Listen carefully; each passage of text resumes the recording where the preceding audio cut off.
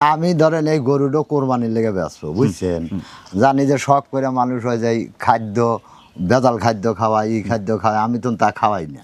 আমার একটাই গরু, যদি গরুটা যদি ডিশটা পাওয়া যায় তাহলে তো আমার চালান চলে যাবি, বোঝেন?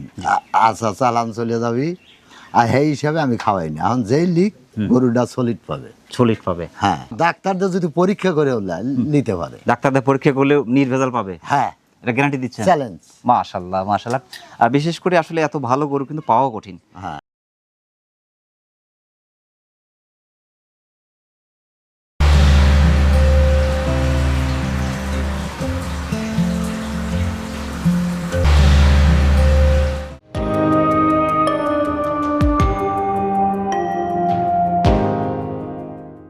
আসসালামু আলাইকুম সুপ্রিয় দর্শক, কৃষিতে আত্মনির্ভরশীলতা বাড়াতে আমাদের ক্ষুদ্র আয়োজনে আপনাকে স্বাগত জানাচ্ছি। প্রিয় দর্শক, এই মুহূর্তে অবস্থান করছি সিরাজগঞ্জ জেলার উল্লাপাড়া উপজেলার হেমন্তবাড়ি পশ্চিমপাড়া একদম প্রান্তিক খামারে ইদ্রিস ভাইয়ের গরুর খামারে। দর্শক, বিশেষ করে ইদ্রিস ভাই প্রতি বছরই কোরবানি ঈদকে সামনে রেখে দু একটি গরু প্রস্তুত করে থাকেন। আজ আমরা দেখব এবারের সেটা কতদিন হলো পালন করছেন, কী ধরনের গরু তৈরি করেছেন, সেটা কেমন দামে বিক্রি করবেন, বিস্তারিত থাকছে আজকের এই পর্বে। আশা করছি পুরো ভিডিও জুড়ে আমাদের সঙ্গে থাকবেন। আজকের প্রতিবেদন পুরো সময় জুড়ে থাকছি আমি মোহাম্মদ ফরহাদ হোসেন, আর ক্যামেরা থাকছে লিখন তালুকদার। তাহলে দর্শক চলুন আর দেরি না করে শুরু করা যাক।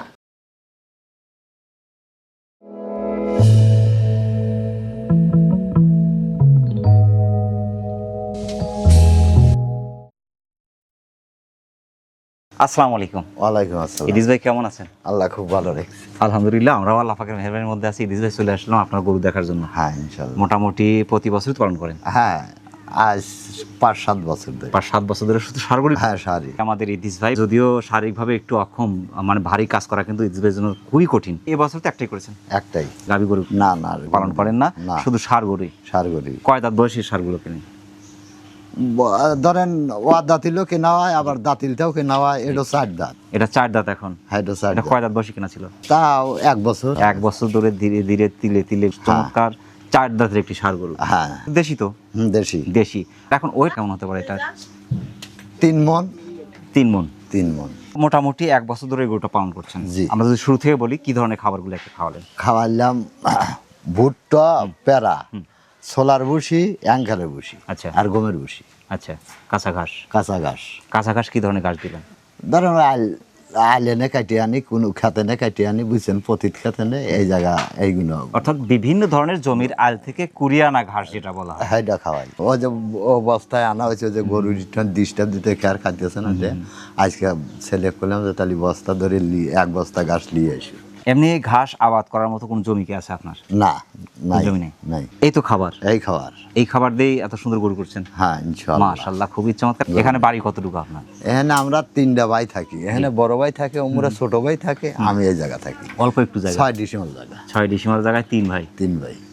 এমনি তো কুচকাজ। হ্যাঁ, আমার বাপ দাদা এখানে থেকে গেছে, আমরা ধরে। মাশাআল্লাহ, গরু যে পালন করছেন এ পর্যন্ত আপনার 7 বছরের অভিজ্ঞতা কিন্তু। হ্যাঁ। এই গরুগুলোর মধ্যে মূলত কি ধরনের রোগ ব্যাধিগুলো দেখা যায়? আবার তো ধরেন আমি এই 7 বছরের দিন যে কষ্ট গরু পারছি, ওই খালি ঠান্ডা লাগে। আচ্ছা, ঠান্ডা আর একটু জ্বর আসে, এই।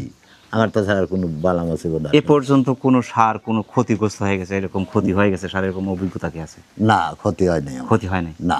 শুধু এই 7 বছর ধরে যে করছেন এর মধ্যে কোনো গরু আপনার কোনো প্রকার ক্ষতি হয় নাই? হয় নাই। এই শুরু থেকে কি একটা গরুই শুধু পালন করা? আমি খালি একটাই, প্রত্যেক বছরই একটা। তো এটা বিক্রি করে আরেকটা কিনবেন? হ্যাঁ, ইনশাআল্লাহ, যদি বাঁচা রাহি তাহলে কিনবো। একটা না দুটা করার চিন্তা আছে?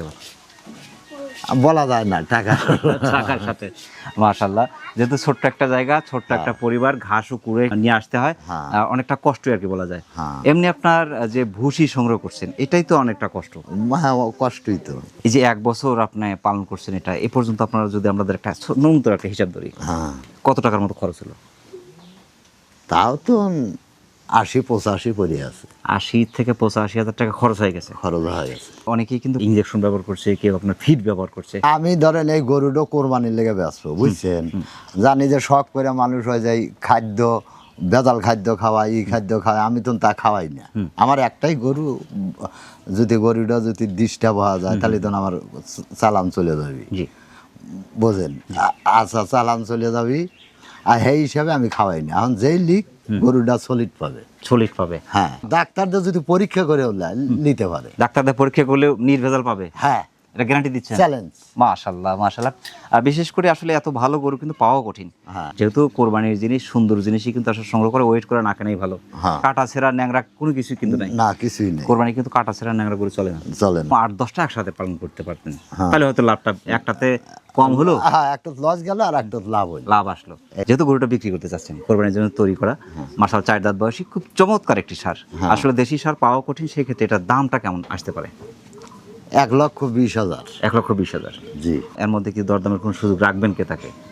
হ্যাঁ, তার আছে দরদার দরদামের সুযোগ থাকছে। থাকছে। হ্যাঁ, বিশেষ করে যারা এই কোরবানির জন্য গরু সংগ্রহ করছেন, আসলে অ্যাভেলেবেল গরুর মধ্যে ভালো গরু কিন্তু পাওয়া কঠিন। সেই ক্ষেত্রে আমরা কিন্তু বেছে বেছে একদম প্রান্তিক খামারের এমন একটি বাড়িতে এসেছি। দর্শক, আপনারা দেখতে পাচ্ছেন একদম গরিব মানুষ, একটা গরুই যার সম্বল, এবং নিজে হাতে সযত্নে পালন করা, একটা বছর ধরে শ্রম দিয়ে ঘাম দিয়ে গরুটা তৈরি করা, এবং নির্ভেজাল গরু যারা বিশেষ করে চাচ্ছেন গরুটা সংগ্রহ করতে পারেন। তো ভাইজান, অনেক ব্যস্ততার মধ্যে কষ্ট করে আমাদের চ্যানেল সময় দেওয়ার জন্য আমাদের চ্যানেলের পক্ষ থেকে আপনাকে অসংখ্য অসংখ্য ধন্যবাদ। সেই সাথে আপনার পারিবারিক জীবনের উত্তর সফলতা কামনা করছি। ইনশাআল্লাহ ভালো থাকবেন। আসসালামু আলাইকুম। ওয়ালাইকুম আসসালাম। প্রিয় দর্শক, আবারও সকলের সুস্বাস্থ্য এবং দীর্ঘায়ু কামনা করে আজকের মতো আমাদের প্রান্তিক খামারি ইদ্রিস ভাইয়ের গরুর খামার থেকে বিদায় নিচ্ছি। সকলে ভালো থাকবেন, সুস্থ থাকবেন।